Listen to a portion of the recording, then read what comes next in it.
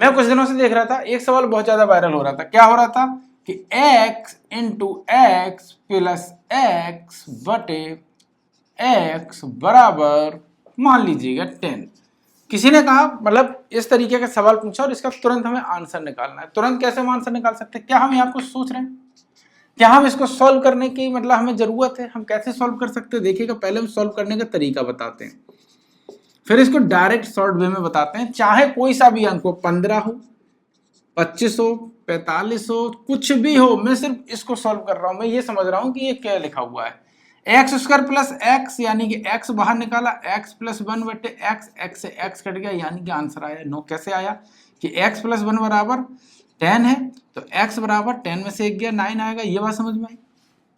समझ में आया ये बात? लेकिन अगर वो कह देता है कि 450 है, 90 है, या कोई और नंबर है, यहाँ पर अभी जैसे 10 लिखा हुआ है, वो इनमें से कोई नंबर दे दे, वो दुनिया का सबसे बड़ी संख्या भी दे दे, तब भी हम इजीली निकाल सकते हैं। दरअसल में ये कुछ और नहीं है। ये हमसे क्या कह रहा है? ये हमसे कुछ नहीं कह रहा, ये हमसे सिंपल सा कह रहा है कि अगर यहां पर हम 2 रख देते हैं, 2 गुणे 2 प्लस 2 बटे 2, ये हमसे क्या, हमें ये क्या बता रहा है? ये बता रहा है कि 2 दूनी 4 है। सिंपल है, यानी कि 2 दूनी 4 है और 2 तिया 6 है। ये दरअसल में ये कह रहा है कि 2 तिया 6 है, यानी कि 2 का गुणा 3 में है और बटे 2 है। इससे ये काट देंगे तो 3 आ जाएगा, यानी कि एक संख्या बढ़ी हुई आएगी। तो जब यहां पर 10 था, जब ये हमने सवाल किया था, यहां पर 10 है, तो यहां पर क्या होगा? x की जगह क्या होगा? x की जगह 9 अभी मैंने निकाला था, क्योंकि एक अंक बढ़ा आएगा अगर हम x पर 2 रखते। 2 रखा तो 3 आया, 9 रखेंगे तो 10 आएगा। 15 है तो कितना रखेंगे? 14 रखेंगे तो 15 आएगा।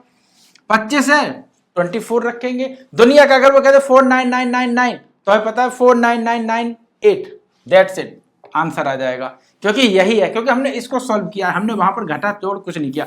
अगर यही सवाल हमारे पास सिर्फ ऐसा होता, तब हमारे पास क्या आता?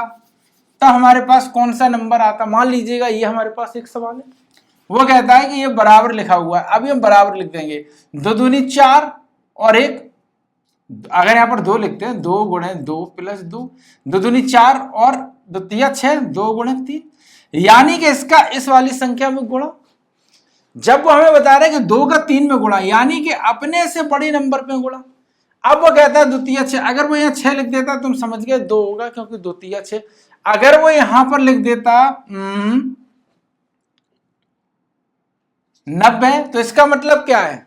इसका मतलब हमें पहले वर्ग सोचना पड़ता है। 9 निम, 9 गुणे 9, 9 निम 81 और 9 धाई 90। तो अगर 9 का करते तो 9 धाई 90, 9 से अगली संख्या। अगर वो हमको कर देता 72, तो हम 8 निम 72 अगली संख्या में जोड़ते। 8 निम 72, 8 छोटी संख्या है, 9 उससे बड़ी संख्या उसके अगले में।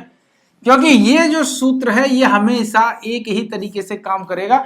अब दुनिया का कोई भी नंबर इधर लिख दिया जाए, कोई फर्क नहीं पड़ता। अगर वो कहता है कि भैया यहां पर हम लिखेंगे 110, तो 11 धाई 110, यानी 10 11वां 110। हम सिंपल सा देखते हैं, 11 धाई 110 मतलब कि 10 ही होगा, क्योंकि छोटी संख्या का बड़ी संख्या में गुणा है, तो 10 11वां 110। आई होप ये बात समझ में आई होगी।